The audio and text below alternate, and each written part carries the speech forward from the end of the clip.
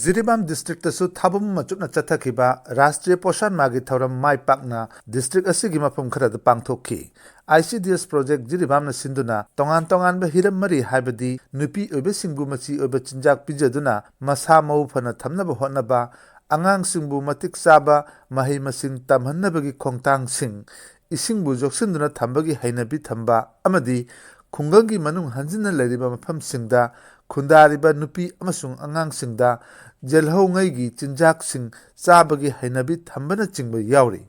district asiki ICDS project ki CDPO na phongdorakpagi matungina district asibu sector nipan thokna khaidoktuna angawadi worker helper amati atai official staff kaya ga loinana thauram sing asi mai pakna pangthokna bo hona ki haina phongdorakki loinana Rashtriya Poshan Magi Thauram loisenbagi thauram dasu district administration gi mieng makhada masamau phaba tanabagi thauram ama pangthoktuna ahen athoi takraba singda selgi mana piduna mama oibi singbu pung thogatki punna yengbada sillang liba singi mai kaidagi thoram sing mai pakna pangthokki haina phongdok ningli adubu jiri miyamnadi ka hena mai pakpa thoram oiki hainingdri masigi maru maramdi sector nipan thona khaidoktuna thauram singdu pangthoknaba hotnajarabashu sector kharada Rashtriya Poshan Magi mami takhidaba khungangi masingna henki mama oibi kharana thabum machumna chathakiba Rashtriya Poshan Magi wahanthok khangdaba khungang masing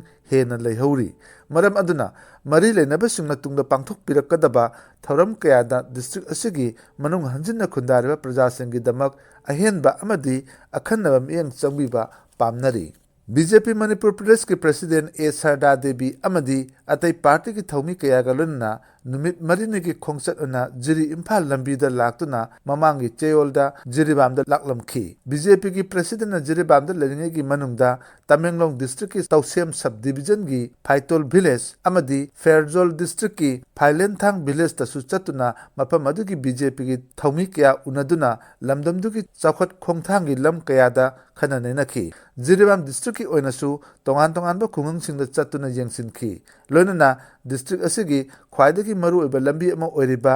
Jiri तिपाइमु road की हौजिक ओइरिबा लंबी की फिबमसु हक्तेंगना येंसिनखी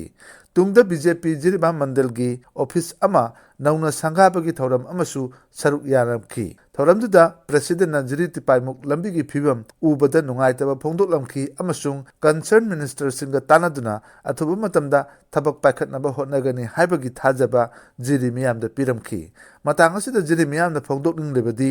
district असिदा लाकलंबा minister अमदी फमनाइबा कयाना थाजबा पिरमबा कया थबक ओइना ओंथोक पिरक्तबना यामी मरम अदुना state president ना थाजबा पिरमबा सिंग अदु जिरीबाम की दमक ओइनादी थबक ओइना सोइदना पांगथोक पिरकनी हाइबा थाजबा थमनरी Ministry of Housing and Urban Affairs Government of India na Bharat pumbagi oina chahi khudingi pangthokpa luba nanbagi athoi ahin tanaba swas survection 2022 da town macha singi miyoi lising tara manga gi makhada leiba awang nongpok Bharat ki town singi manungda Jiribam na khwaidagi luba nanba town oire Manipur gi manungda Jiribam town na 2020 dagi 2020 phawba thangna na cleanliness city da ahanba oire haukiba chahi singda Jiribam asi miyoi lising kunmanga gi makhada leiba town singi category da competition taunarambani adubu swas survection 2022 dagi di anauba category ama oina apikpa town singi miyoi lising tara manga gi category asi hapsilakpani haina